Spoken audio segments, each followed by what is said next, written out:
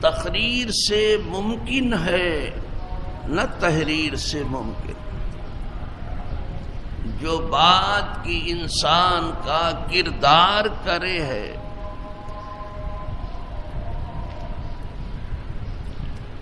محض کہہ کے گزر جانا یہ بھی بہت کمال نہیں ہے. لکھ کے گزر جانا، تحریر میں لے لینا، یہ بھی بہت کمال ہے.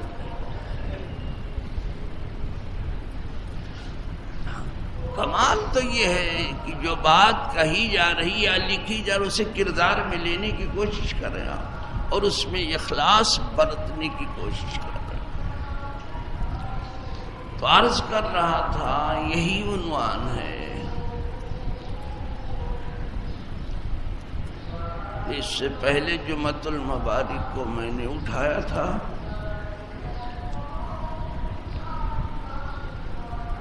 لیکن وقت کی تنگنائی کی وجہ سے میں نے یہ کہہ کر کے مضمون ختم کیا کہ انشاءاللہ پھر اس پر گفتگو کریں گے. فرمایا گیا والذی جاء بالصدق،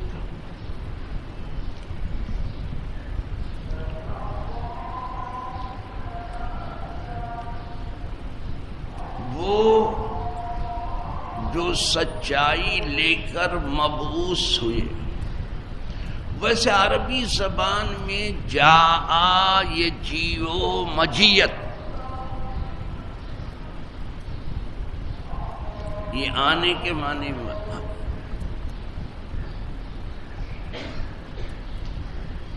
اور عربی کے ایک چھوٹا سا طالب علم جانتا ہے، لیکن ہمارے عام بھائی کچھ نہیں جانتے. کچھ لوگوں کو تو بیچاروں کو ٹوٹی پھوٹی اردو بھی نہیں آتی.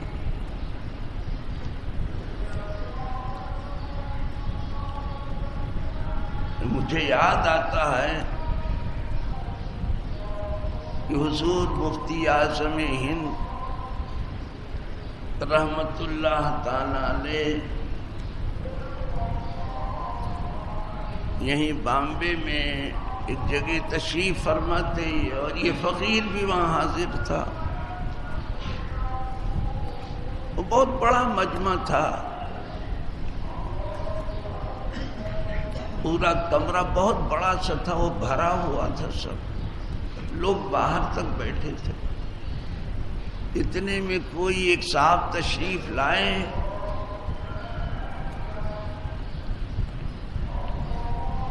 اور سب کی گردنیں پھلانگتے ہوئے حضور مفتی اعظم ہند تک پہنچ گئے. آپ نے نظر اٹھا کے دیکھا، فرمایا آپ کہاں سے آئے ہیں؟ پوچھا آپ نے آپ کہاں سے؟ کہنے لگے میں وکرولی سے تشریف لایا ہوں. سن رہے ہو؟ بیچاروں کے اتنا اردو بولنے کا شوق ہے، خود ہی تشریف لائے. پورا مجمع بھی ہنس پڑا، حضرت بھی مسکرائے، لیکن ازراہ کرم دیکھا کہ بیچارہ نہیں سمجھتا ہے کچھ، بس اتنا ہی فرمایا جب تشریف لائے ہی ہیں تو رکھیں. پھر تو جہاں وہ ٹوٹی پھوٹی اردو کا معاملہ ہو، عربی اور فارسی کی بات کون کرے؟ تو عربی زبان میں جا آتا ہے آنے کے لیے، لیکن جب اس کا صلہ بے آ گیا، جا بالصدق با آ گیا آگے، جس کو آپ بے کہتے یہ با ہے، تب یہ لانے کے معنی میں ہوگا. وہ جو سچائی لے کر مبعوث ہوئے،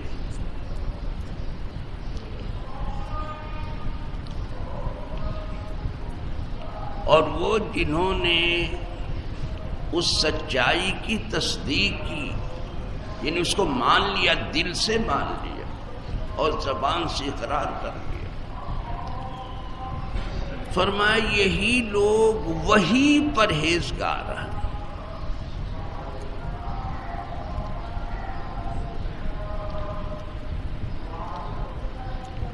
تو یہ تو صاف ہو گیا کہ حضور سرور عالم روحی فداہ صلی اللہ علیہ وسلم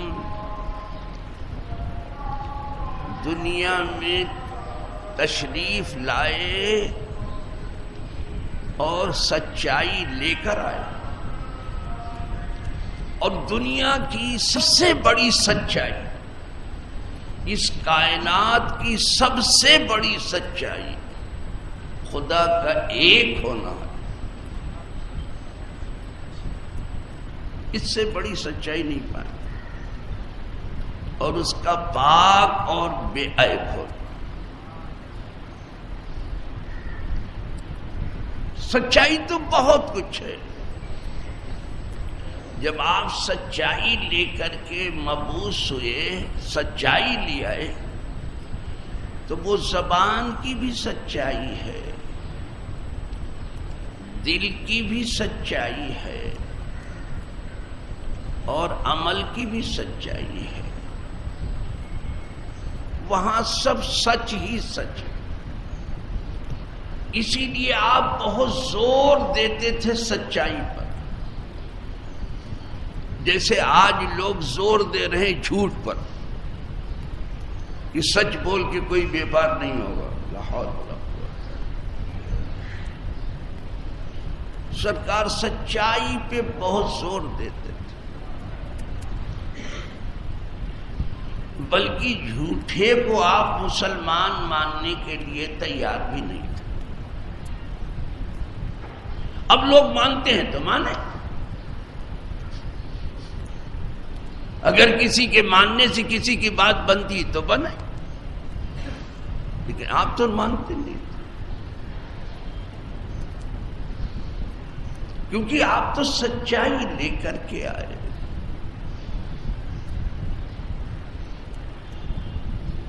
اب میں اس وصف کے بارے میں کیا بتاؤں؟ جتنے انبیاء آئے سب سچے تھے.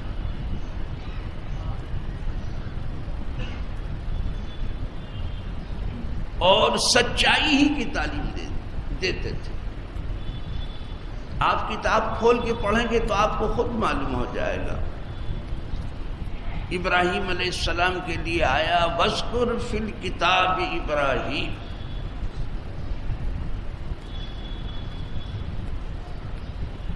ذرا کتاب میں ابراہیم کو بھی یاد کرو. اِنَّهُ كَانَ صِدِّيقًا نَبِيًّا. بے شک وہ بہت سچے نبی تھے. دیکھو صدیق آیا پہلے صدیق آیا پھر نبی آیا. بہت سچے نبی تھے، بہت سچے نبی. صدیق کا مطلب بہت سچا.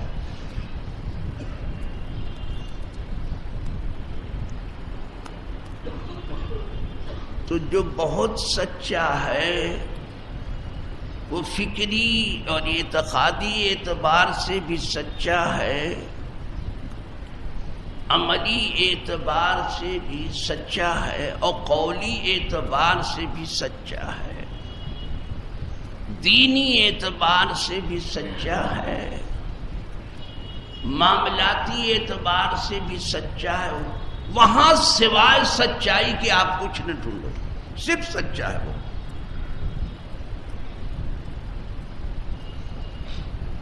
اس کے لیے مشق کرنی پڑتی. بہت سے لوگ تو سچے ہونے کے لیے منہ میں کنکری رکھتے تھے. اب تو ہاتھ میں صرف تسبیح ہے اور بات دوسرے سے کر رہے ہو، تسبیح پڑھے جا رہے ہو.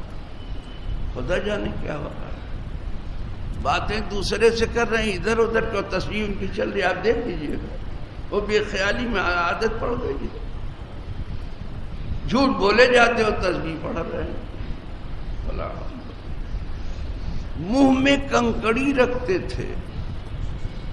آپ کو حیرت ہوگی کہ منہ میں کنکڑی کیوں رکھتے تھے.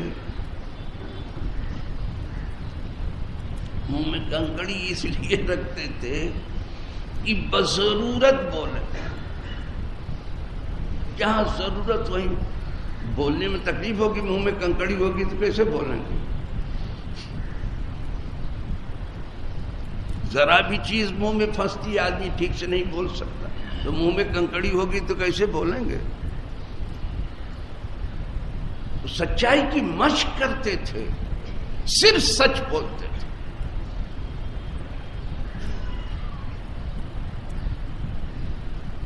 تو ان کی اعتقادی زندگی، عملی زندگی، قولی زندگی، معاملاتی زندگی، معاشی زندگی، اخلاقی زندگی، جہاں دیکھو سب جگہ سچائی۔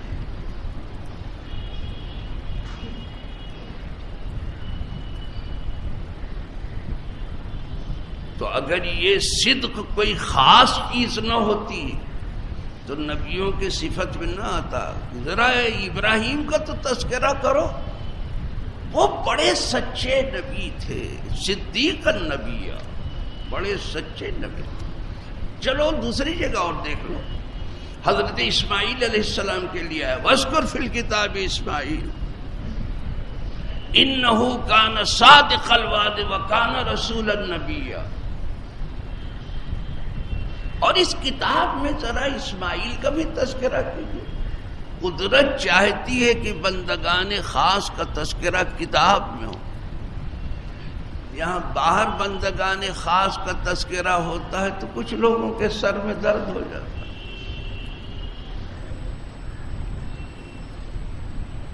لیکن قدرت چاہتی ہے کہ بندگان قدسی کا تذکرہ کتاب میں ہو۔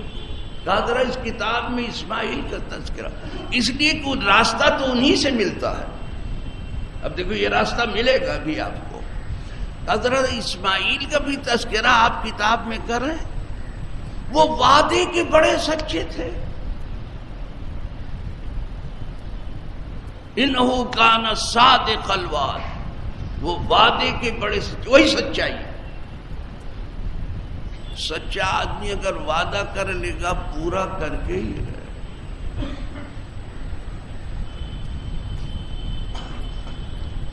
چلتے پھرتے بھی کوئی بات کہہ دی سچے آدمی نے پورا کر کے رہے۔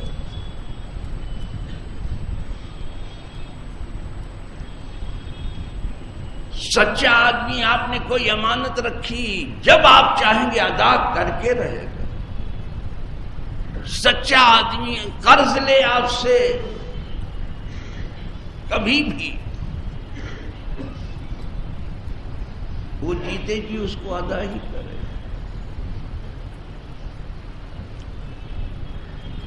تو یہاں حضرت اسماعیل علیہ السلام کے لیے وہی صدق کی بات ہے کہ وہ وعدے کے بڑے سچے تھے۔ کسی نے کہا تھا ایک درخت کے پاس حضرت اسماعیل علیہ السلام سے کہ ذرا آپ یہاں ٹھہریں، مجھے کچھ کام ہے، میں کر کے آپ کے پاس یہاں آ رہا ہوں۔ پھر وہ مدتوں نہیں آیا تو آپ وہیں رہ گئے۔ پھر جب اس کو یاد آیا تب آیا، فرمایا کہ تو وعدہ کر کے گیا تھا تو میں یہاں سے نہیں گیا کہ تو آئے گا تو مجھے نہیں پائے گا، تجھے تکلیف ہوگی۔ کہا میں تو بھول گیا۔ ایسے ہی لوگ وعدہ کرتے ہیں۔ آپ وعدہ کرتے کیوں ہو؟ اس کو یاد رکھو، اسے تو پورا کرنا ہی ہے جو وعدہ تم نے کیا ہے۔ صبح کا وعدہ ہو تو شام نہیں ہونی چاہیے، شام کا وعدہ ہو تو صبح نہیں ہونی چاہیے، دن کا وعدہ ہو تو رات نہیں ہونی چاہیے، رات کا وعدہ ہو تو دن نہیں ہونا چاہیے۔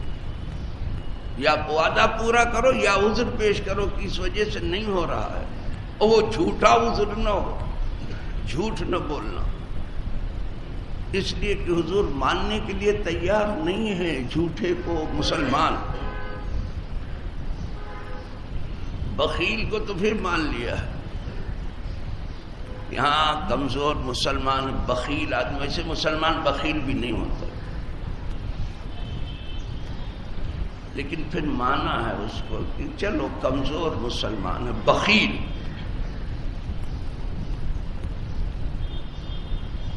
بزدل کو بھی حضور مسلمان مان لیتے ہیں، کمزور مسلمان بزدل بھی نہیں ہوتا.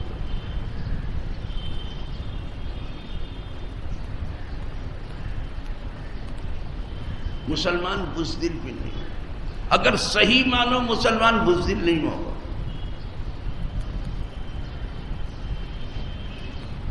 لیکن اس کو مانتے ہیں کہ اگر بزدل ہو تو ٹھیک ہے، لیکن جھوٹے کو تو مانا ہی نہیں. جب پوچھا گیا تو حضور مومن جھوٹا ہوتا، فرمایا نہیں، مسلمان جھوٹا نہیں ہوتا. تو آپ سچائی لے کر کے آئے تھے اور سچائی کی تعلیم دے رہے تھے. اسی لیے سب سے زیادہ جو قدموں سے قریب رہے وہ صدیق اکبر. سب کو معلوم ہے،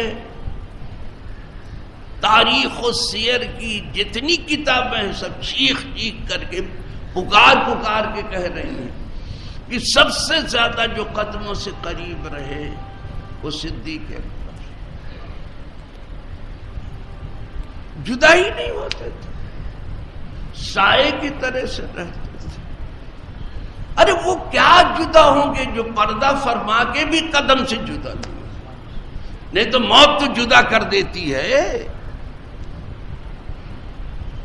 ارے موت تو جسم اور جان کو جدا کر دیتی. جسم کہیں اور ہوتا ہے اور جان کہیں اور ہوتی ہے. جب آدمی بے جان ہوتا ہے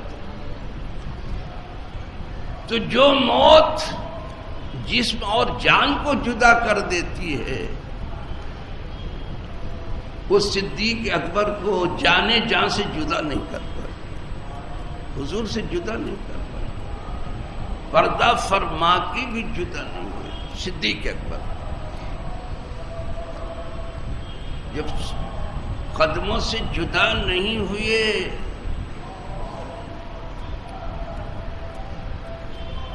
تو جو سیکھا انہوں نے قدموں میں رہ کے اور جو حاصل کیا وہ کیا ہے؟ وہ صدق ہے.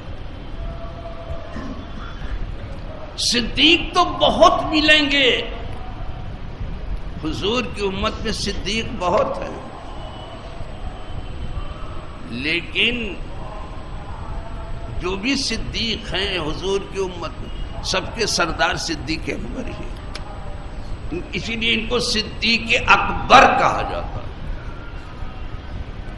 یہی صدق ہے اور اس کا ظہور ہم ہر جگہ دیکھتے ہیں. سب کو کہیں نہ کہیں کچھ نہ کچھ خیال گزرا کہ ایسا نہیں، ایسا ہونا چاہیے. صلح حدیبیہ کے موقع پر سب چاہتے تھے کہ بھئی اتنا دبا کے اگر یہ صلح کر رہے ہیں مشرکین تو یہ صلح نہ ہونی چاہیے. یہی لوگوں کا خیال تھا. خود اس میں فاروق اعظم بھی تھے.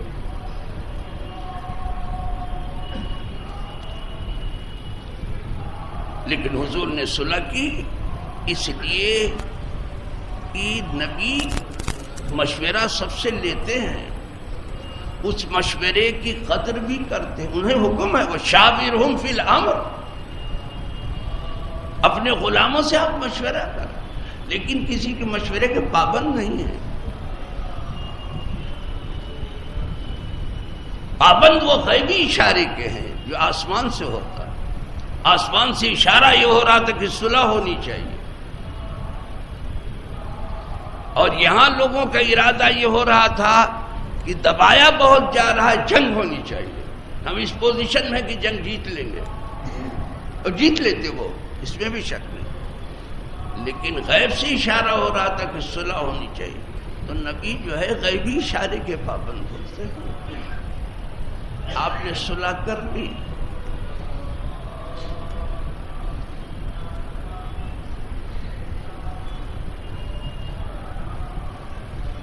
فاروق اعظم کو جو کچھ تردد تھا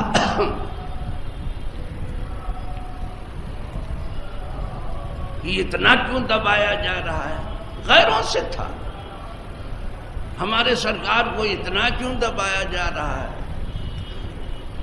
مسلمانوں کو کیوں اتنی اذیت پہنچائی جا رہی ہے. تو حضور سے کچھ عرض حال بھی کرنے لگے. حضور نے جواب بھی دے دیا کہ عمر جو کچھ ادھر سے اشارہ ہے ایسے ہی کرنا ہے.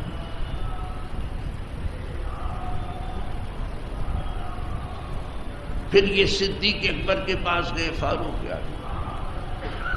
وہی بات وہاں بھی دہرائی کہ میں نے حضور کی بارگاہ میں پہنچ کر کے کچھ سوالات کیے تھے کہ ہم کو ناحق کیوں دبایا جا رہا، بہت مجبور کیا گیا، اب تک بہت تھکایا گیا، کیا اب بھی ہمارے ساتھ یہی کریں گے؟ اب صدیق کو دیکھیں، یہ اس کا ظہور ہونا چاہیے سچائی کا. صدیق کو دیکھیں، کہا عمر جانے دو، وہ نبی ہیں، وہ وہی کریں گے جو خدا کا حکم ہوگا، ذرا بھی نہیں رکے اسی وقت.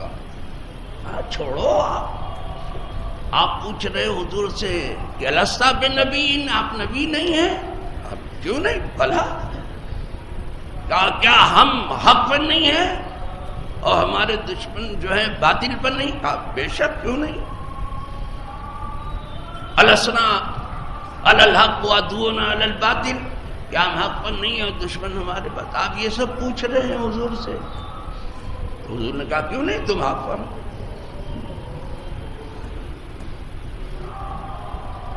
پوچھا الیسا قتلانا فی الجنت وقتلاہم فی النار، کیا ہمارے مقتول جنت میں اور ان کے مقتول جہنم میں؟ نے کہا سب کچھ ہے عمر، لیکن جیسا کچھ اشارہ ہو رہا ہے مجھے وہی کرنا پڑا.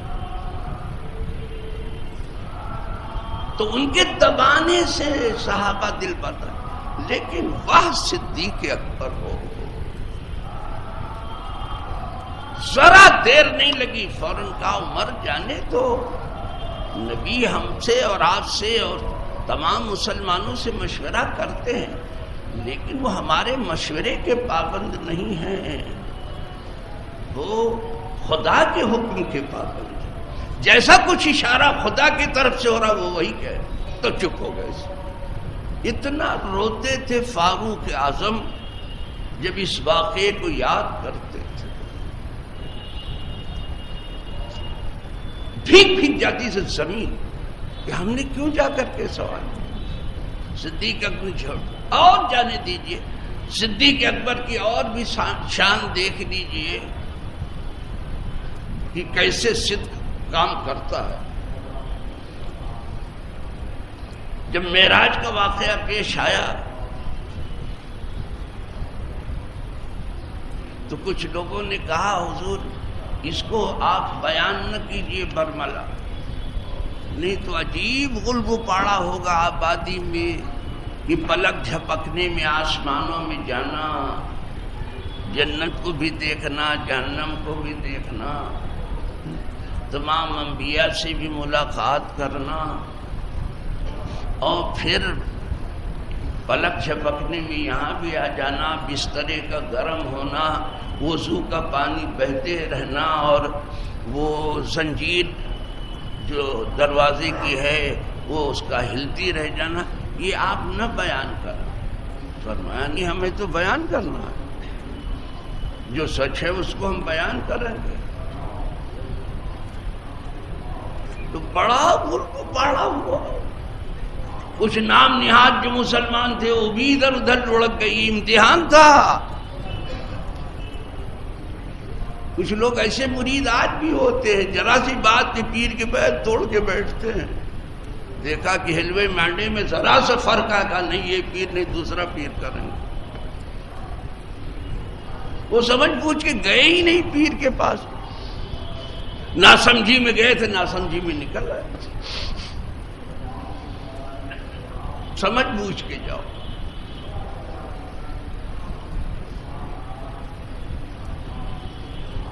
تو مشرکین عرب نے کہا چلو ایک اچھا حربہ ہمارے ہاتھ آ گیا ہے، اب شدت سے جو ان کی حمایت کر رہے ہیں وہ ابو بکر ہیں، اور ان کی تحریک پر نہ جانے کتنے لوگ جو ہیں وہ مسلمان ہو رہے ہیں۔ ان کی تحریک تھی، ان کی ایک دعوت تھی، بڑی اثر انگیز دعوت تھی، بڑی زبردست تحریک تھی۔ کوئی پوسٹر نہیں، کوئی بینر نہیں، کوئی اعلان نہیں، کوئی جلسہ نہیں، کوئی جلوس نہیں، کوئی اجتماع نہیں، کچھ نہیں، صرف صدیق اکبر قرآن پڑھتے لوگ رونے لگتے تھے، اتنی درد بھری آواز تھی۔ یہاں پڑھتے بھی جاتے، مونگ پھلی بھی کھاتے جاتے، کہتے کچھ کھانے پینے کے بھی سامان رکھتے۔ لوگوں نے آ کے کہا تھا تھوڑا آپ آہستہ قرآن پڑھیے، آپ اتنے درد کے ساتھ اس کتاب کو پڑھتے ہیں کہ ہمارے گھر میں بال بچے سب رونے لگتے ہیں خدا کے خوف سے۔ یہ صاحب آدمی ڈوب جاتا ہے اس میں، جو اس کو سمجھتا ہے اس کتاب کو تو رونا ہی ہے اس کو۔ کہا چلو صدیق کے پاس چلیں کہ آپ کیا کہتے ہیں۔ ابھی صدیق کو پتہ نہیں ہے کچھ، پہنچ گئے لوگ، وہ کہنے لگے وہ کچھ سنا آپ نے؟ کہا کیا سنا؟ کہا آپ تمہارے صاحب کیا کہہ رہے ہیں؟ کہا کیا کہہ رہے ہیں؟ کہا ابھی تک تو بات صرف زمین کی تھی، اب تو وہ آسمانوں کی بات کر رہے ہیں۔ کہا اچھا کہاں کر رہے ہیں؟ وہ کہتے ہیں کہ میں پلک جھپکنے میں آسمانوں میں گیا، سب کی سیر کی، جنت بھی دیکھا، جہنم بھی دیکھا، فرشتوں سے ملاقات کی، انبیاء سے ملاقات کی، اور پھر پلک جھپکنے میں میں یہاں بھی آ گیا۔ یہ کیسی رہی؟ سب آدمی اپنے دل پر ہاتھ رکھ کے دیکھیں کہ یہ معاملہ کیسا پیش کیا تھا انہوں نے، اور کوئی ہو تو حال کیا ہوگا۔ بس اس آزمائش میں اچھا ہوا ہم آپ نہیں پڑے، نہیں تو جانے کہاں نکل گئے ہوتے۔ وہ بڑی آزمائشوں سے نکل کر کے آئے تھے جن کا نام صحابہ ہے، بہت طوفان سے نکل کے آئے تھے، بڑے ہجوم افکار سے نکل کے آئے، بڑے ہجوم مصائب سے اور مسائل سے نکل کر کے آئے تھے۔ اب تمہارے کہے تھے صحابہ وہ انتخاب کر لیں جو تم چاہتے ہو، تمہارے اوپر وہ کہاں آیا جو ان کے اوپر آیا تھا؟ ایک طبقہ ہے وہ کہتا ہے ان کا انتخاب کیوں نہ ہوا، ان کا میں تمہاری سمجھ کیا اور تم کیا اور تمہارا مبلغ وہ درسگاہ نبوت کے تلامذہ ہیں، نہ تمہیں وہ درسگاہ ملی نہ تمہیں وہ استاد ملا، تم کیا جانو کہ وہ کیسے شاگرد تھے، کس کو چننا چاہے تھا، کس کا انتخاب وہ جانتے، تم کیا جانو؟ آدمی نہیں منتخب کر پاتے۔ ایک طبقہ اسی اس میں ہے، کس کا انتخاب کر لیا صحابہ نے۔ صدیق اکبر کی بات ہے، سنا ٹھنڈے دل سے صدیق اکبر، کہا تو کہو کیا کہتے ہیں وہ؟ کہا بس یہی کہتے ہیں، اور اس میں بیت المقدس بھی ہو گئے، وہاں نماز بھی پڑھائی اور سب انبیاء بھی آئے۔ کہا اچھا ایک بات میں تم سے پوچھتا ہوں، صدیق اکبر پوچھ رہے ہیں، ایک بات میں تم سے پوچھتا ہوں، وہ کہہ رہے ہیں ہمارے صاحب کہہ رہے ہیں، کہا لکھ لو وہ سچ کہہ رہے ہیں۔ یہ یوں صدیق ہوتا ہے بابا، اگر وہ کہہ رہے ہیں اس لیے کہ وہ سچ کے سوا بولتے ہی نہیں۔ آج اتنے لوگ گئے گزرے ہو گئے، جو منہ میں آیا بکتے چلے جاتے، جو جی میں آیا کہتے چلے گئے۔ تقریر روز کیا فائدہ دے گی آپ کو یہ تقریر؟ اور ہمارا چیخنا چلانا کیا تم کو مفید ہوگا؟ اور تم اس کا کیا فائدہ اٹھاؤ گے؟ سچائی کا فائدہ غوث پاک نے اٹھا لیا۔ او سنتے بھی ہو پھر عمل کرنے گئے ہو کسی دن؟